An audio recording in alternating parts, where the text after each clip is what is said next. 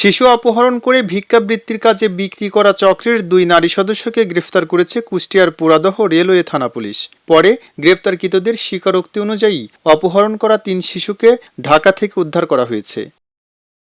গ্রেফতার হওয়া 2 শিশু অপহরণকারী হলেন কুষ্টিয়ার মিরপুর উপজেলার কটদহ চর গ্রামের ফতে আক্তার ও শাহনাজ বেগম। ঢাকা শাহালিতে নিয়ে গেছিল, নিয়ে যাওয়ার পর ওই জায়গার লোকজন ধরে আমাদের কাছে 50,000 টাকা দাবি করছিল ছলের জন্য।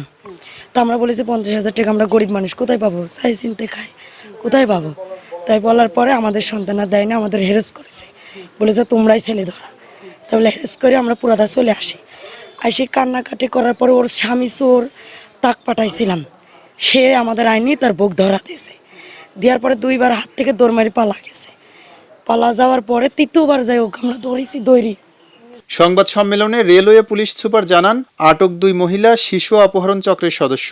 তারা বিভিন্ন কৌশলে শিশুদের অপহরণ করে অন্যত্র বিক্রি করে দেয়। পরে সেই চক্রের সদস্যরা রেলওয়ে স্টেশন সহ বিভিন্ন জনবহুল এলাকায় এই শিশুদের দিয়ে ভিক্ষাবৃত্তি করান। যারা কুষ্টিয়া থেকে আসছে কিন্তু তাদের ঠিকানাটা বলতে পারছে না, পরে তাদের 3 জনের ছবি আনি। 3 জনের ছবি আনার পরে আমরা ফাইন্ড আউট করতে সমর্থ হই যে এই 3 জনই হচ্ছে যে কুষ্টিয়ার, এবং এই 3 জনকেই পাচার করেছে এই শাহনাজ বেগম।